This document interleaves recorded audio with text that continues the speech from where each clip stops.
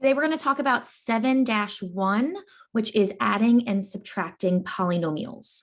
So before we actually start adding and subtracting polynomials, it's important that we understand what a polynomial is, as well as how to name polynomials. So in this first set of practice, it asks about the name of each polynomial based on the degree and the number of terms. So you are able to name polynomials two different ways, which is the degree and the number of terms. So let's start with just the degree. And the degree always refers to the exponent, but of course you've seen that sometimes numbers don't have exponents. So if we're just talking about like the number 7, the degree would just be called a constant. If it was a variable with a degree of 1, we call that linear. A second degree, meaning it has an exponent of 2, is called a quadratic. And maybe I should put next to these, that would be 1, that would be 2. If you have a third degree polynomial, we call that a cubic.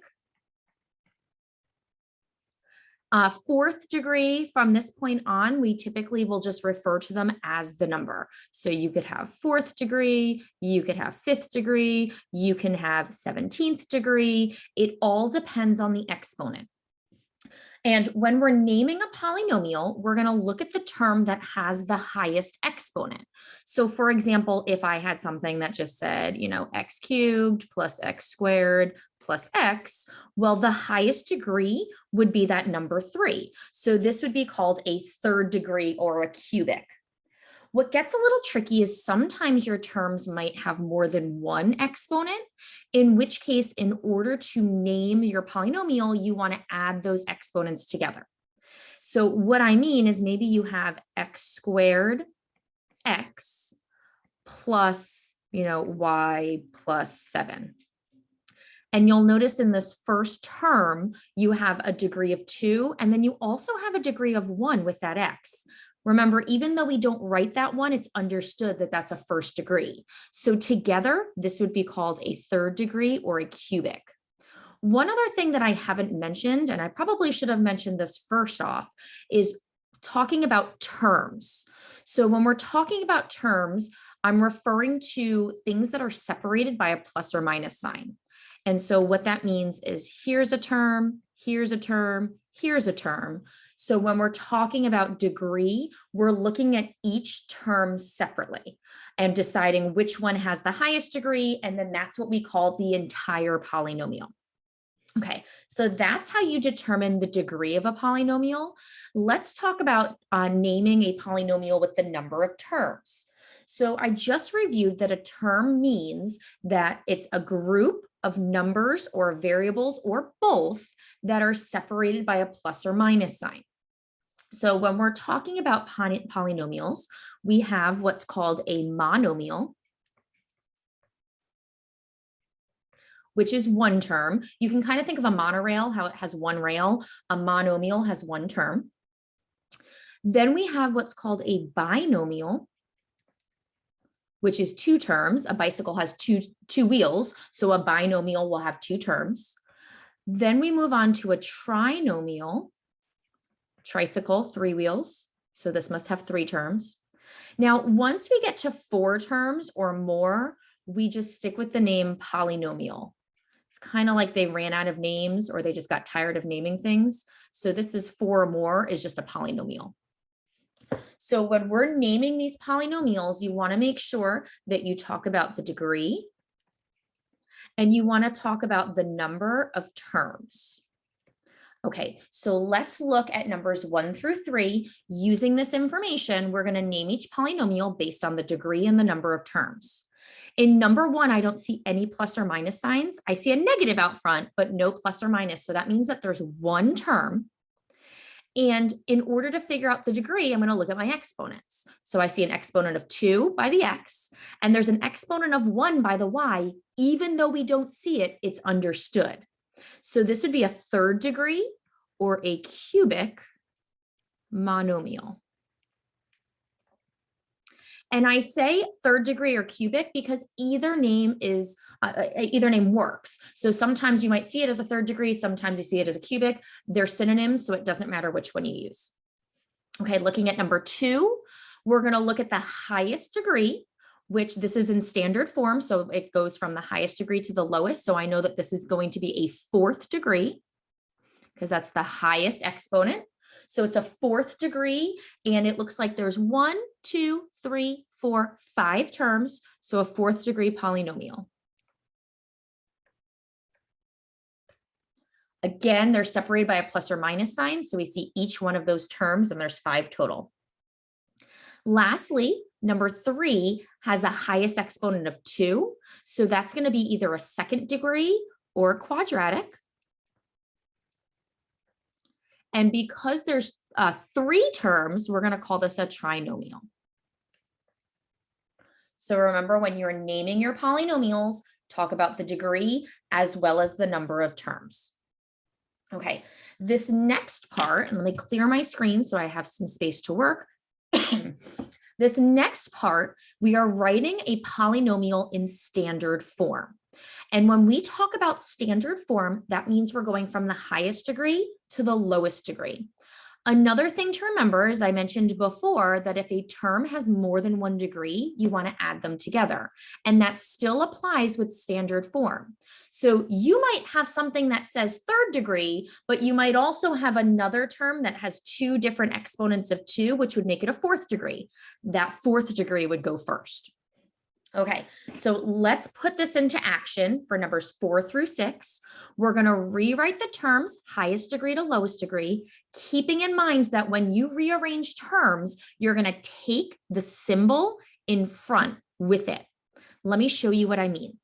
In number 4, the highest degree is this positive x cubed. And so since it's positive, I'm going to take that positive sign with it. It's a positive x cubed. Next, we're going to go down to a second degree. So we're going to use that 3x squared. There's no symbol in front, but I know it's positive. So I'm going to write a plus sign, 3x squared. Then the next thing would just be a first degree, which is just that variable of x. There's a minus sign in front, so it's minus 5x. And lastly, minus 4. So again, when you're rearranging those terms, bring the symbol with it. Okay, let's look at number 5. In number 5, the highest degree is the 5th degree, and there's a negative in front. So it's going to be negative x to the 5th. After the 5th degree would become a 4th degree. So it's plus 4x to the 4th. Third degree would be plus 2x cubed. There is no second degree, but there is a first degree. So plus 2x. And then minus 7. You won't always have degrees in order, like one right after the other like that, but that's okay. Again, it's just highest to lowest. And then my last one, it doesn't look like I'm going to be able to squeeze here, so I'm going to write above it. We're going to start with the highest degree, which is a second degree. There's a minus sign in front, so it's negative x squared plus 5x plus 9. And that's how you would do numbers 4 through 6 writing in standard form. Also, just keep in mind that if you have multiple choice exams, you're always going to see polynomials in standard form. So it's a good idea if you start writing it like that. Especially teachers also like it if it's in standard form. Your teacher may not be picky about that, but it may be a good thing to get in the habit of is writing your answers in standard form. The next part of our assignment is combining like terms and writing in standard form. So we're going to do what we did in numbers 4 through 6, but we're going to add one more step to the beginning, and that's combining like terms.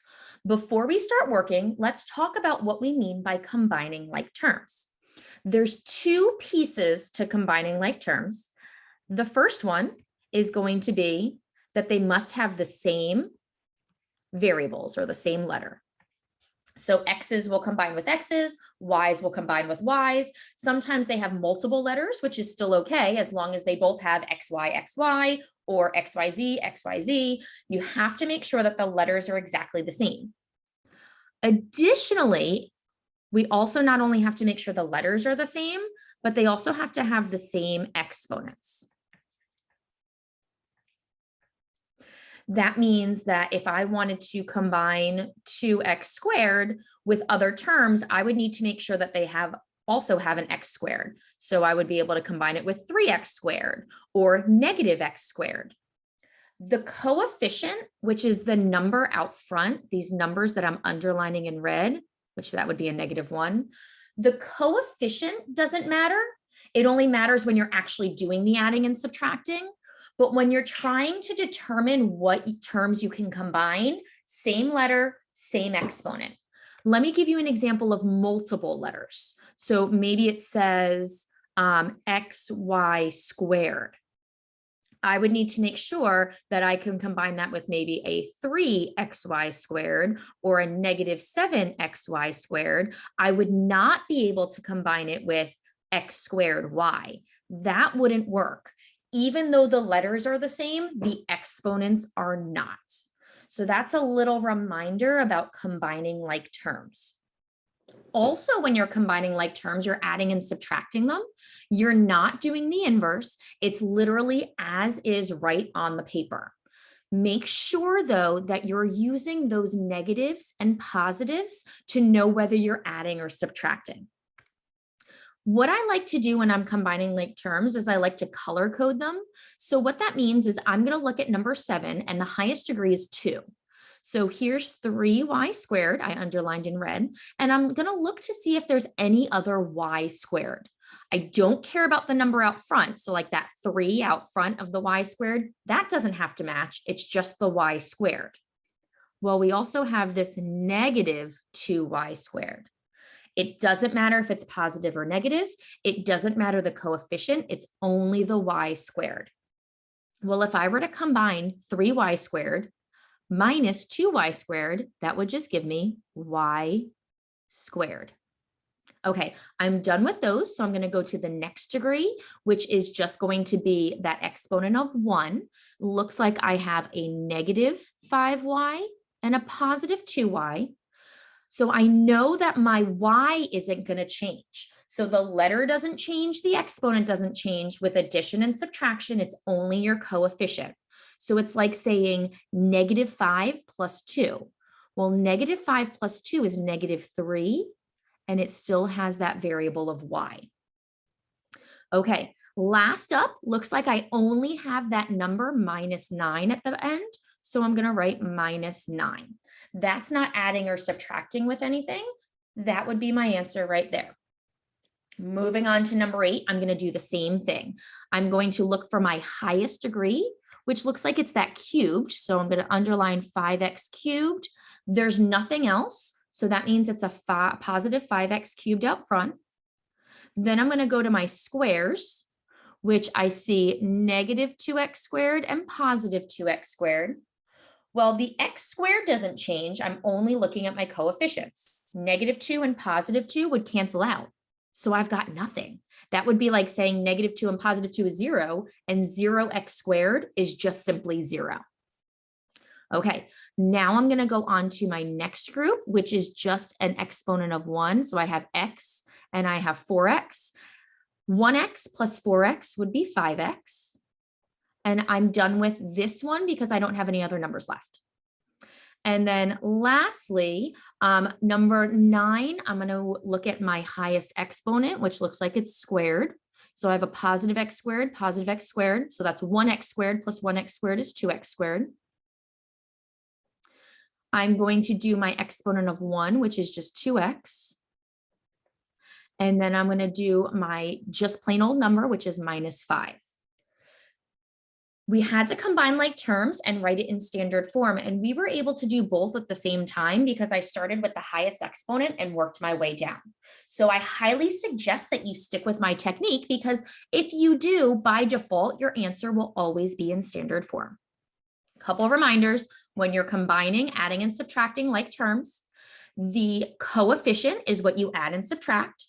You can only add or subtract terms that look the same letter, same variable. And when you're adding and subtracting, your exponents do not change.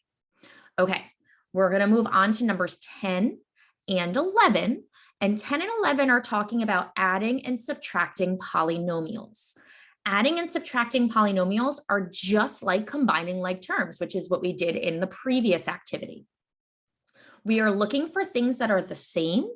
We are going to combine, add or subtract the coefficients and leave the variables. Okay, the first thing I'm going to do is start with my highest exponent, which is going to be cubed. So 4x cubed and 2x cubed. They're both positive, so that gives me 6x cubed. Next, I'm going to move to my squared, which is negative 5x squared, and negative 2x squared, which is negative 7x squared. Moving on to the next group, I've got my x's, which is positive 3x, positive 6x, positive 9x. And then lastly, my numbers, negative 8 and positive 12, positive 4. I've written my answer not only combining like terms, but I've done it in standard form. Number 11, we're subtracting, and there is an extra step that you're going to have to take before subtracting, and that's distributing your subtraction sign. What I mean by that is the first part is going to stay the same. X to the fourth minus 3x cubed plus 5x squared plus x minus 4. Every single term in the first group stayed the same. In the second group, I'm going to distribute my negative. So instead of x cubed, it becomes minus x cubed. Minus negative 4x squared would become positive 4x squared or plus 4x squared. Minus minus, that would be a positive 11x. Minus and plus, it's going to be a negative 10. So basically by distributing that negative, you're flipping all the signs. So anything that was negative becomes positive, anything that's positive becomes negative.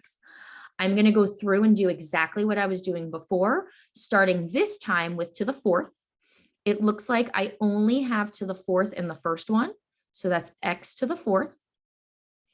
I'm going to move on to my x cubed, which is negative 3x cubed and negative 1x cubed. That's negative 4x cubed. Squares, 5x squared and 4x squared would be 9x squared. My x's, I've got a positive x and an 11x is positive 12x. And then I've got my numbers all the way at the end. I've got negative 4 and negative 10, which is negative 14. And that's how you add and subtract using combining like terms and putting it in standard form. Okay, let's look at number 12, because this is more of like a thinking problem than it is an actual problem that we're going to solve together using work. So it says, suppose you add or subtract two quadratic trinomials that use the same variable. What are the possible classifications for a sum or difference? Explain. So let's first talk about what it says or what it means when it says two quadratic trinomials. Quadratic means that we're talking about a second degree, and trinomial means 3 terms. They're also using the same variable. So we know right away, maybe it might have the same variable of just like x or y, but all the terms have the same variable. They want to know the possible classifications. And we talked about classifications before when we talked about all the different options for degrees and all the different options for terms. So they're saying if you have 3 terms and you're adding the 3 terms to another group of 3 terms, or you're subtracting 3 terms and 3 terms, what are your possible answer choices? Well, let's start with just some examples. So let's say that we were doing x squared plus x plus 5, and we were adding that to, let's just do the same thing, x squared plus x plus 5. When we add these together, we'll have 2x squared plus 2x plus 10. Well, there's one possible explanation.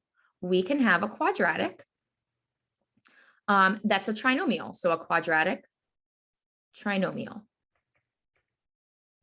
We also could still have a quadratic. So maybe, let me give you another example, x squared plus x plus 5, but now we're saying minus negative x squared minus x plus 5. So I changed it up just a little bit. When you distribute this negative, all of your signs are going to switch. So this would become a plus x squared plus x minus 5. Well, when we go to solve this, x squared and x squared is 2x squared. X plus x is 2x, but our 5's cancel. So you can see we still have a quadratic, but now it's a quadratic binomial. I'm sure you've also figured out already that the same thing could happen where maybe instead of just one set of terms canceling, you could also cancel 2 terms, maybe your x and your y. So you could also have a quadratic monomial.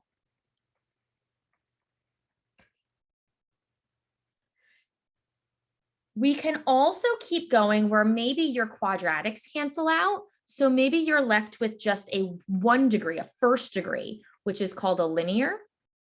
Now, if you have a linear polynomial,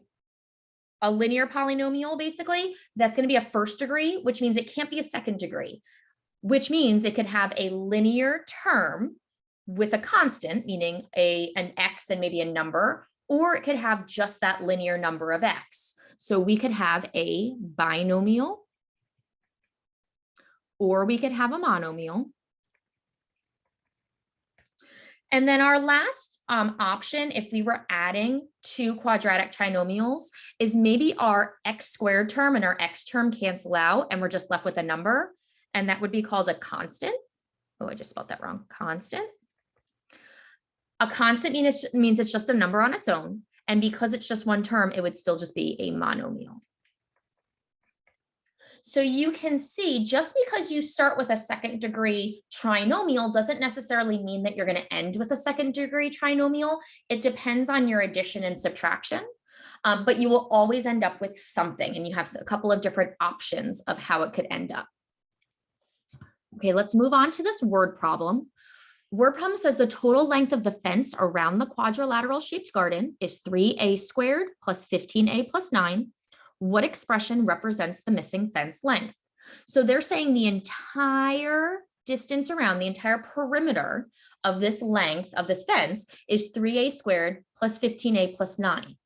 But we're missing a piece of the fence. We have the entire thing, and then we have some pieces, but we don't know one of the pieces. If you have the entire length and you have some of the lengths and you're missing one piece, we're going to use subtraction. So the first thing we're going to do for this is we are going to find what we know. So we're going to find the sum of the sides